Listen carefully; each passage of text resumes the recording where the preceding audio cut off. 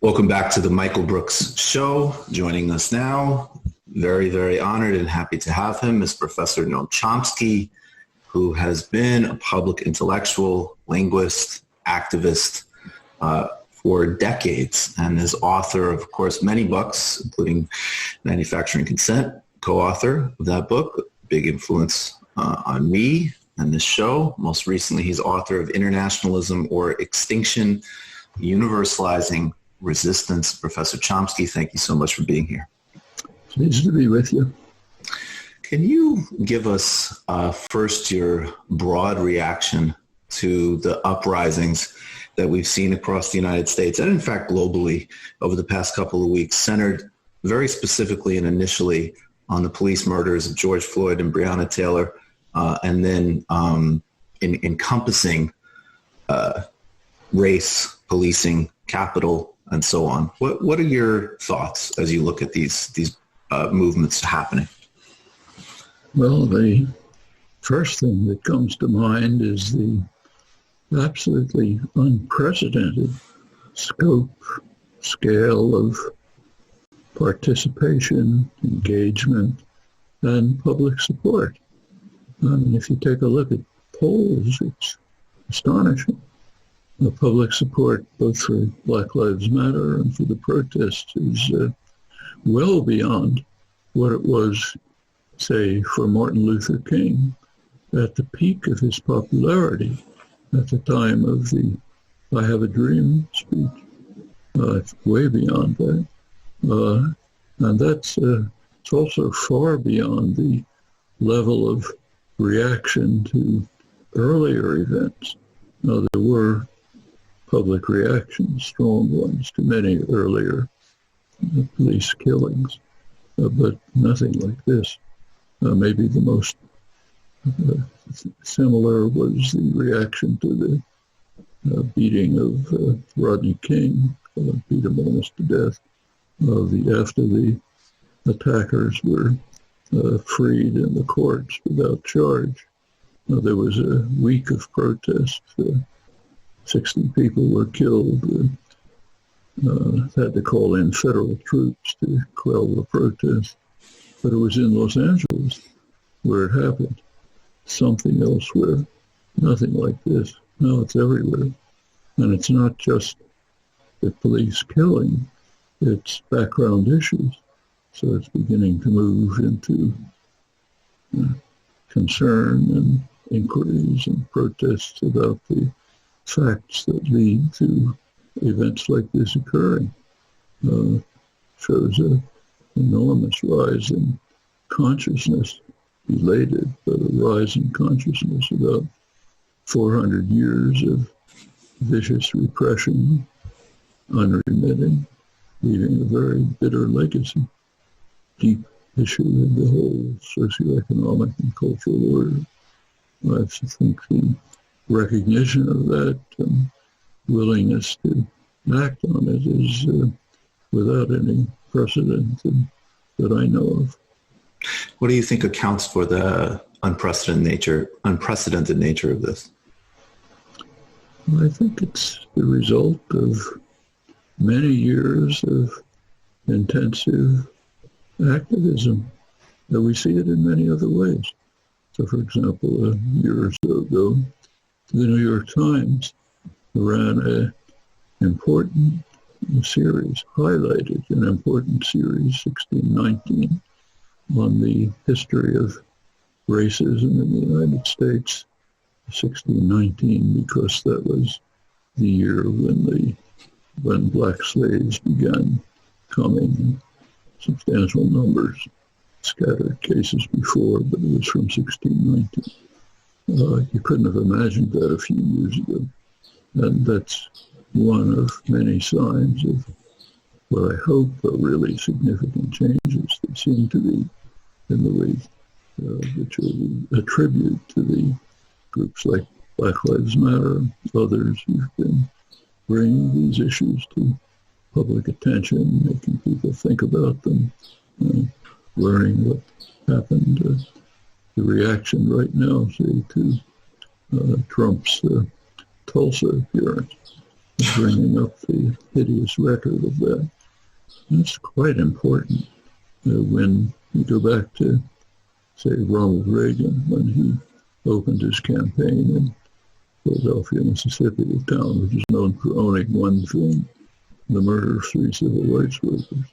The message was pretty plain, but there was very little reaction. There's much more reaction now, and the parallels are quite stark there. It's very hard to get a grasp on something like this in terms of various types of reporting, misinformation, and so on. So we need to approach it gingerly. But as someone who has a rooting in some respects in the anarchist tradition, I think maybe in many respects, what is your thought on this autonomous zone that's arose in Seattle? Well, it's one of a number of very interesting developments, in part reactions to the pandemic, in part reactions to this, creating structures of mutual support and cooperation that extricate themselves from the governmental structures, which have been shown to be completely inadequate in dealing with either particular problems like getting water to people we need, or fundamental problems of why we're so desperately unprepared for crises. The autonomous zone is an interesting case of this. Also striking to see the support. The mayor of Seattle supports. Apparently plenty of popular support. It's driving Trump and Fox News insane, but that's a positive sign. So something important has happened. Again, what it'll lead to, you never know.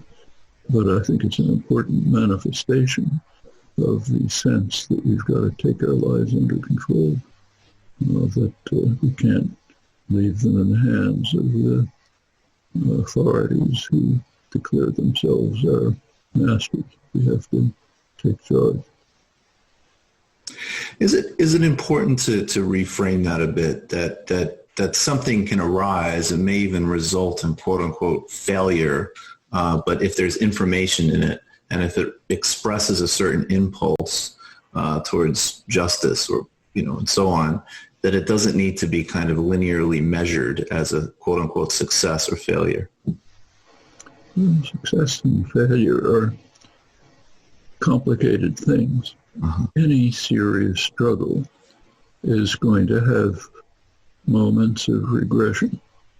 Things don't work out the way you expected. So you pick up, you go on from there. Anyone you can think of, civil rights, women's movement, abolition, all of them. It's a process. And so take, say, the Sanders campaign. A lot of young people, I get letters all the time, see things posted, say, we tried, we lost, it's over, I'm getting out. It's not what happened. What happened was a tremendous success, unparalleled success. Nothing like this has happened in U.S. political history, actually almost ever, since the real populist movement, the radical farmers movement, was crushed by force.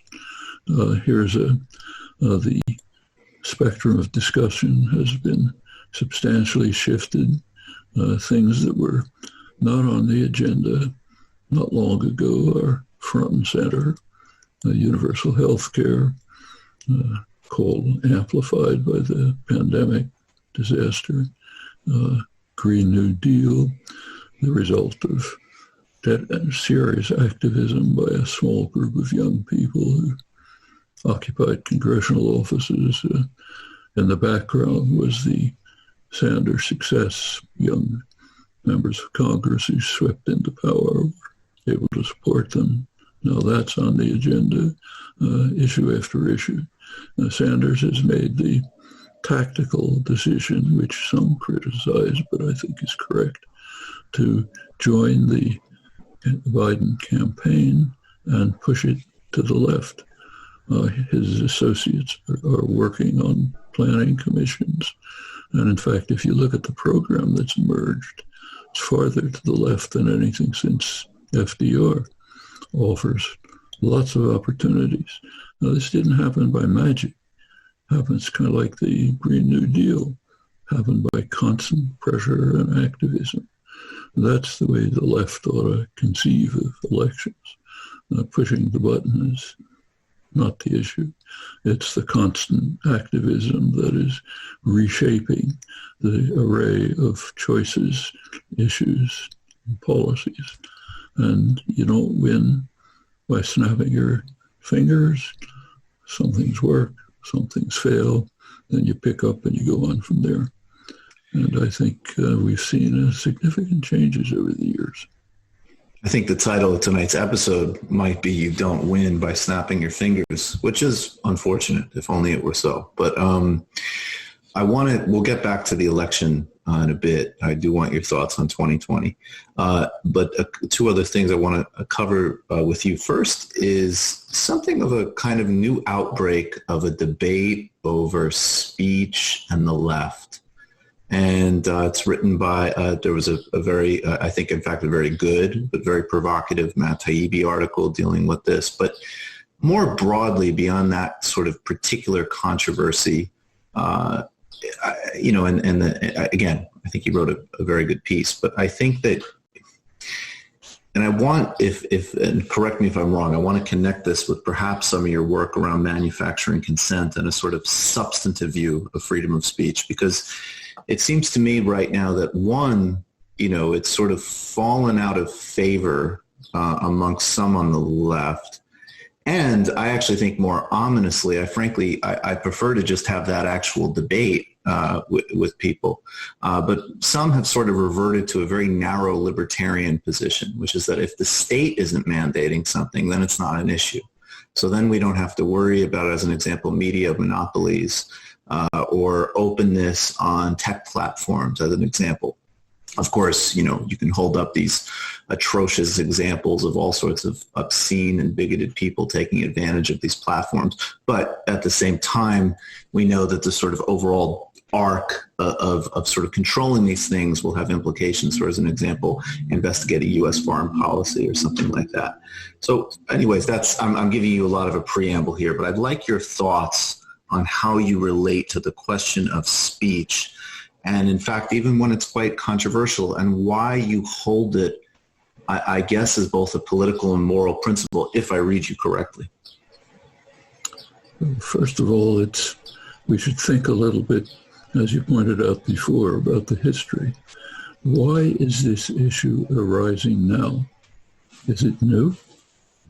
It's the norm for decades. But it was always targeted against the left, so nobody paid attention to it. Way beyond anything that's happening now. Right. I mean, I'll just give you personal experiences. Others have far worse ones. Meetings broken up, violently disrupted, talks canceled, books destroyed. So, for example, the first book that you mentioned, Manufacturing Consent, first book that Ed Herman and I wrote together was early 70s. The book was published by a very successful publisher. 20,000 copies were printed. The publisher was owned by a big major corporation, mega corporation. And one of the executives in the corporation saw the ads and didn't like it and wanted to look at the book, was horrified, and demanded that the publisher withdraw it from publication. And when they refused, he destroyed the entire publisher, put all of its books, all of its stock was destroyed, all the books, to prevent it from distributing a book of ours. Did anybody care? Out of curiosity, I brought it to the attention of leading civil libertarians like Nat Hentoff and the ACLU, but they didn't see any problem. It's not state censorship. If a corporation decides to destroy a publisher and destroy all its stock to keep some book from appearing, what's wrong with that? In fact, it was hard to find. Ben Bakdickian was about the one person who found something wrong with this. But that's not the only time. I could give you other cases of mine where books were withdrawn from publication and I was asked to return the advance because it had some political content that the publisher didn't like. Other people have been fired, faculty positions eliminated and so on. Nobody cared. That wasn't censorship. It was directed against the left, vastly beyond anything that's going on today. Now that doesn't justify what's going on today. First of all, I really wouldn't call it the left. So when the New York Times withdraws an op-ed, which I don't think they should have done, it's pretty hard to call that the left. When a lot of young people decide to deplatform some speaker, I think they're making a bad mistake, even from a tactical point of view. There are much better ways to deal with it. Like you can run a counter session where you expose what's going on and use it as an educational opportunity. A lot of things can be done. So I think it's wrong in principle, and it's tactically wrong. Like it's a gift to the far right. They love it. But and the platforms. But we should bear in mind that it's a very small part of what has been the norm for as long back as you want to go. It's now targeting people who are considered respectable in the mainstream, so it's a problem. But we should be quite aware of what's going on. But yes, it's the wrong thing to do, and we should try to stop it. And thank you. And really just underlying that delineation that just because it's happening in the private sector does not mean that it's not an enormous threat. Particularly to the left, obviously. One of the many pieces of activism that I've appreciated immensely that you've been involved with, was advocating for President Lula when he was a political prisoner. You visited him when he was in prison in Curitiba. I had the honor of going and interviewing him with the journalist from Brazil Wire who's reporting on exposing the truth of that case. Even before the Intercept leaks, they laid the intellectual groundwork for understanding that case. And we were honored to cover it significantly on this show, and including using clips of yours explaining the situation. Can you tell us why you think President Lula is such a particularly important leader? And I mean, the situation obviously continues even more dire today with Corona. Can you reflect on that a bit? Well, President Lula came from a working-class background. He was a union activist during the dictatorship, latter days of the dictatorship, succeeded in organizing significant opposition, ran for president. He had his victory stolen a couple of times, but he finally won the presidency, initiated a new era in Brazilian history. You don't have to take my word for it. You take the word of World Bank, not a radical institution. In 2016, a couple of years after the end of his term, they published a long study of recent Brazilian economic history. They called Lula's term in office the golden decade of Brazilian economic history.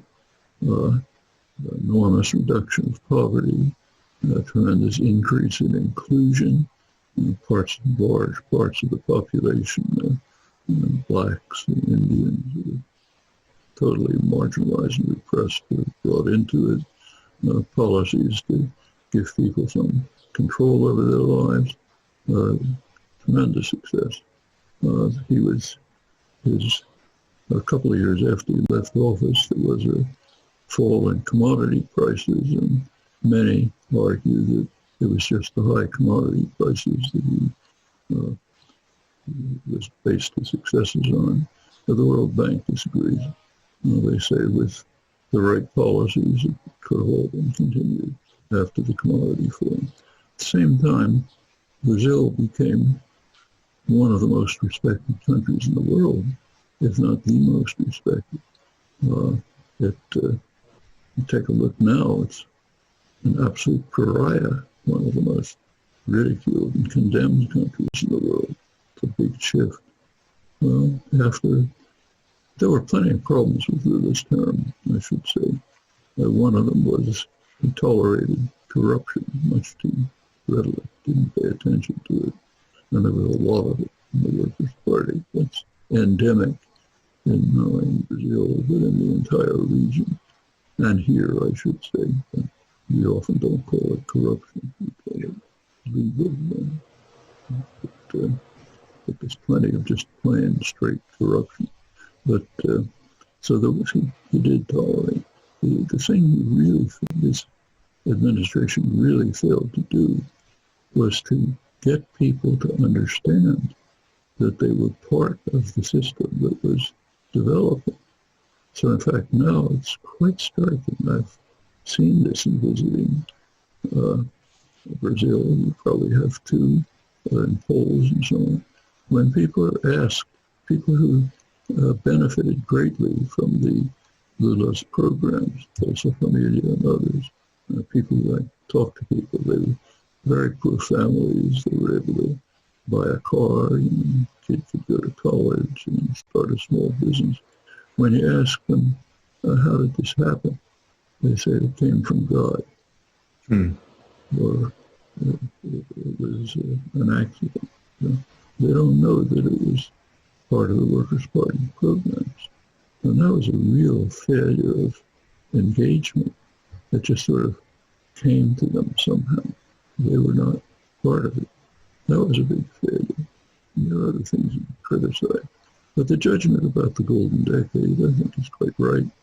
And the rise of Brazil to a position of great international respect as a voice of the global South was extremely significant. And part of the reason for his downfall, the power systems don't like that.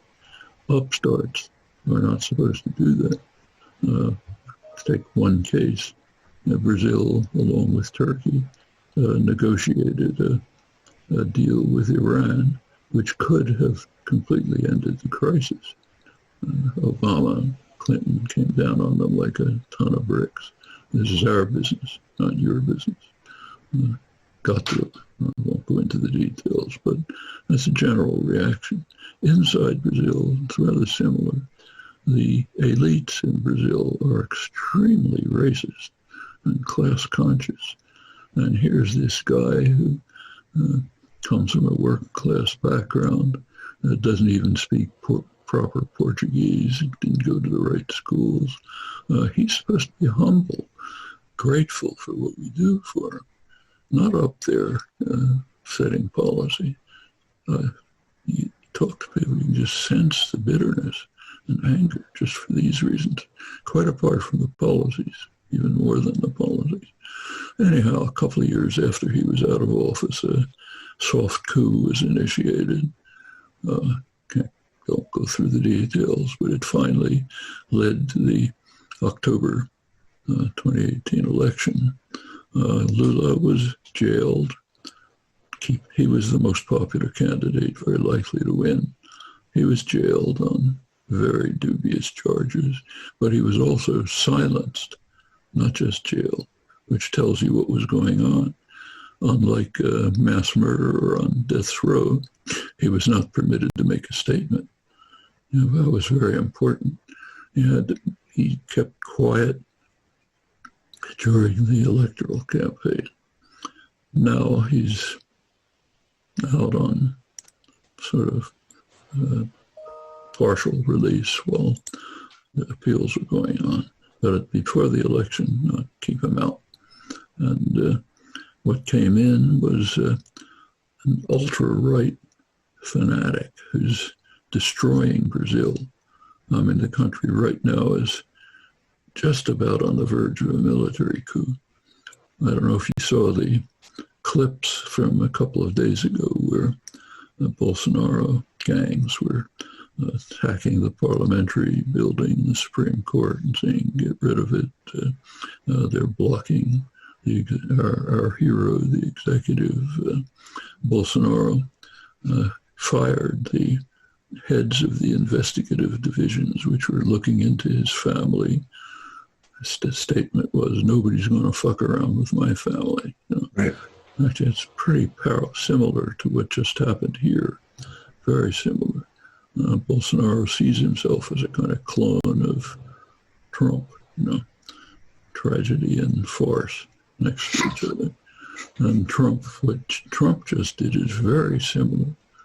He just fired all the inspectors general who were put into place to monitor corruption and malfeasance in executive offices. They were beginning to inquire into this fetid swamp that he's created in Washington. So he fired them all.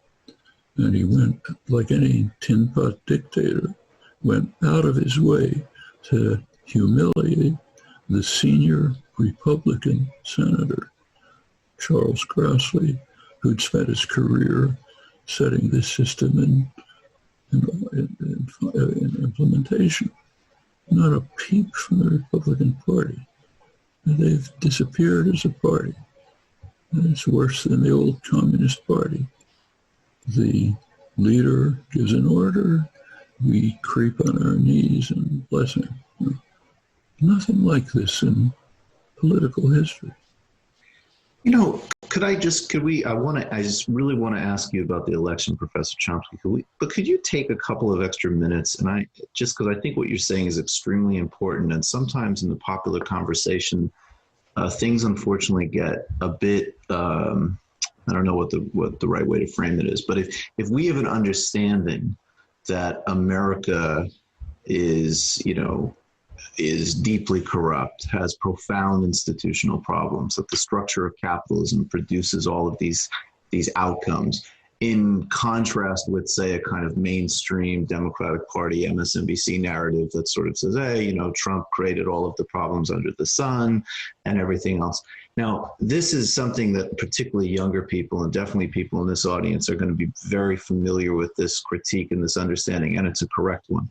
But I also fear, and I really appreciate that you just highlighted that, and I'm wondering if you could just take a few extra minutes to explain that even as that is true structurally, that what Donald Trump is doing institutionally actually is unique and does matter on its own terms, quite apart from the sort of evasions of the Democratic Party and the kind of mainstream liberal establishment. Well, Trump is actually, this sounds strong, but it's true. He is the worst criminal in human history.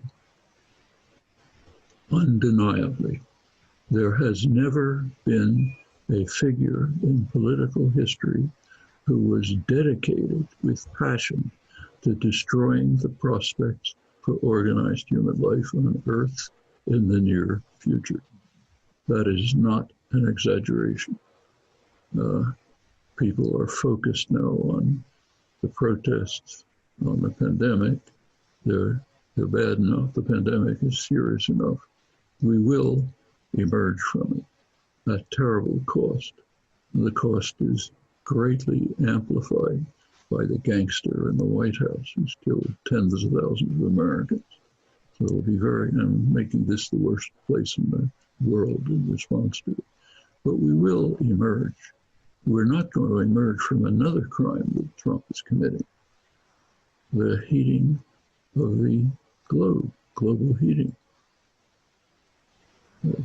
Global roasting, which it's coming to. We're not going to emerge from that. It's a very serious business. The Arctic ice sheets are melting. They're not going to recover. That leads to an exponential increase in global warming. Antarctic glaciers are melting, could flood the world. Recent studies indicate that on the present course, in about 50 years, much of the habitable part of the world will be unlivable. People won't be able to live in South Asia, parts of the Middle East, and parts of the United States.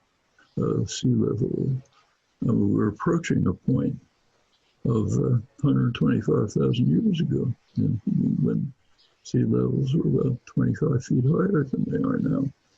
I think it's worse than that. A recent study by some of the top climate scientists concluded that the Scripps Oceanographic Institute, which monitors particles in the universe, CO2 particles in the atmosphere, they're the main monitor, just came out with a study showing that, of course, there's steady increase and escalating increase. And they estimated that we're coming ominously close to a point 3 million years ago when sea levels were 50 to 80 feet higher than they are today. Now, all around the world, countries are trying to do something about it. Some pretty much, some not enough, but at least something. There's one country which is led by a president who wants to escalate the crisis, to race toward the abyss, to maximize the use of fossil fuels, including the most dangerous of them, and to dismantle the regulatory apparatus that limits their impact. There is no crime like this in human history. Okay? Nothing. This is a unique individual. And it's not that he doesn't know what he's doing. Of course he does. So when it comes time to, when his golf course in Ireland is threatened by rising sea levels, he or whoever manages things for him knows enough to petition the government of Ireland to build a seawall because of rising sea levels. It's just he doesn't care. If he can pour more profit into the pockets of his rich constituency tomorrow, and him as well, who cares if the world disappears in a couple of generations? There's been nothing like this in the past. I mean, I should say that as far as the government is concerned, we're seeing something pretty interesting. A parliamentary democracy has been around for 350 years. Started in England in 1689, when so-called Glorious Revolution, when sovereignty was transferred from royalty to the parliament. So beginnings of parliamentary democracy. The United States, about a century later. The parliamentary democracy is not just based on laws and constitutions. In fact, the British Constitution is maybe a dozen words. It's based on trust and good faith, the assumption that people will act like human beings. So take Richard Nixon, pretty rotten guy, but when the time came he had to leave office, he left office quietly. Nobody's expecting that with Trump. He doesn't act like a human being. It's off somewhere else. Call it what. So I'll leave it to the psychiatrist to say what it is, but it's plain that it's there. And what he has done is crush the executive offices, practically destroyed. He doesn't even make appointments that can be confirmed by the Senate. Why bother? Just make appointments. If I don't like somebody, I'll throw them out. One Republican, Lisa Murkowski, dares to raise a small question about his nobility, came down on her like a ton of bricks. I'm going to destroy you. I'm going to devote myself to destroying you. It's not fascism. It's what I said before. Tin pot dictator of some small neo-colony where they have coups every couple of years. That's the mentality. We're concerned about vaccines. Okay, there was a chief scientist in charge of vaccine production. He raised some questions about one of Trump's quack medicines. Out. It's the executive branch is nullified. Congress, the Senate, happens to be in the hands of a soulmate of his, Mitch McConnell. In many ways, the real evil genius of this administration. dedicated to destroying democracy long before Trump. When Obama was elected, after a couple of years, Republicans have a Senate majority. McConnell said openly, publicly, my main goal is to ensure that Obama can achieve nothing. Okay? That's saying, I want to destroy parliamentary democracy, which is based, as I said, on good faith, on trust, on interchange. The Senate is now so-called world's greatest deliberative body. It's reduced to two things: passing legislation that'll enrich the very rich and empower the corporate sector, and massive judicial appointments to stack the judiciary with young, ultra-right, mostly incompetent justices who can ensure for a generation that no matter what the public wants, they'll be able to block it. It's kind of like the Republican effort to suppress the vote, keep people from voting, all the rest. I mean, it's a deep hatred of democracy and fear of democracy. That's not unusual among elites. They don't like democracy for obvious reasons. But this is something special. As I say, 350 years of parliamentary experience are really being put to the test. That's on top of the pandemic, on top of the global warming crisis, the crisis of nuclear weapons, which is equally severe. Trump is dismantling the entire arms control regime, greatly increasing the threat of destruction to us, virtually inviting adversaries to develop weapons that could destroy us, that we can't stop. I mean, but of course, with great euphoria in military industry, they love it, getting huge contracts. What's wrong? I mean, it's a unique position. But you say, as you say, it's not just Trump. It's Trump taking the worst aspects of the capitalist and particularly neoliberal version of capitalism and amplifying them. Now you can see it in, let's just take the pandemic. Why is there a pandemic? In 2003, after the SARS epidemic, which was a coronavirus, it was well understood by scientists, and they were saying another coronavirus, much more serious than this, is very likely.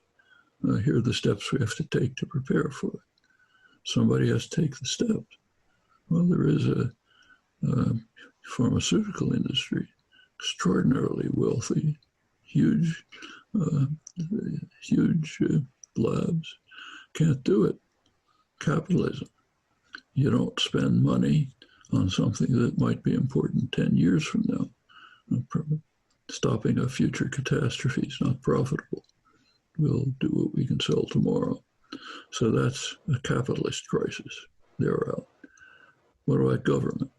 They have the resources, they have great labs, but then comes something like called Ronald Reagan, at the beginning of the neoliberal assault on the population. Government is the problem, not the solution, meaning we have to take decisions away from government, which has a serious flaw. It's influenced by people. Now we have to put them in the hands of unaccountable private institutions which have no influence from the public. Then everything will be great. In the United States, that's sometimes called libertarianism. Interesting concept. But just get it out of any public influence, just for the rich and powerful. That's the beginning of the neoliberal assault. And he and Thatcher at the same time. They both knew or else their advisors knew what they were doing. First step, destroy unions. First step for both of them, because they're the main basis for a public response. So if we can get rid of them, you've enhanced the destruction of democracy and the transfer of power to the very few. Right? Don't have to go through the details of what's happened since. But private, the big pharma was out, capitalism, government is out, neoliberalism. Nevertheless, the government could do something. The first Bush, H.W., had established a Presidential Scientific Advisory Council Board. Obama called it into office practically the first day of his administration, asked them to prepare a pandemic warning reaction system. A couple of weeks later, they came back with a system, was put in place. January 2017, the Wrecker comes into office. First days of his administration, dismantle the whole system to respond to the pandemic. Started defunding the Center for Disease Control, every health-related aspect of government, year after year. Eliminated programs of American scientists in China working with Chinese scientists to identify potential coronavirus threats. Just throw it out. So when it finally hit, the United States was uniquely unprepared, thanks to the Wrecker. And then it got worse. He refused to react to it. Other countries responded, some of them very well, very quickly. It's almost gone, largely under control. Not the United States. He didn't care. For months, U.S. intelligence couldn't get to the White House to say there's a serious crisis. And finally, according to reports, he noticed that the stock market was declining. Doesn't like that, so we have to do something. What he's done since is just chaos in the United States. But again, a large part of the problem is pre-Trump. So why aren't the hospitals ready? Well, they run on a business model. That's neoliberalism. You have to be just-on-time delivery. We don't want to lose a cent. So we don't have an extra hospital bed. We have to make sure that the owners of the CEOs of the private hospitals get millions of dollars a year in compensation. Can't have an extra bed, which we cut into that. So everything's pared to the bone. Nursing homes, which are privately owned, are reduced to minimal functioning because we can make more money that way if we're a private equity corporation that owns them. Now we can contribute to Trump's campaign, so he can have a photo op with us telling us how wonderful you are for destroying the nursing homes and killing all the elderly people. That's what we're living with. So yes, it goes deep into issues well before Trump, but he's a unique phenomenon. Again, the worst criminal in human history. Some of his minor crimes are to destroy American democracy and to create a pandemic, to amplify a pandemic, just killing tens of thousands of people because of him.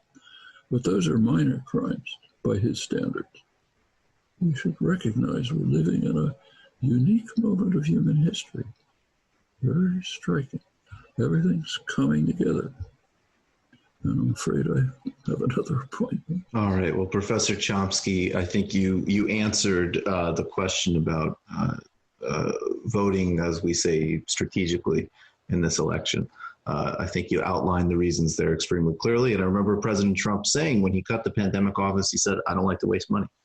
Anyways, Professor Chomsky, thank you very, very much for doing this. And we wish you all the best and stay safe. Thank you. Thank you.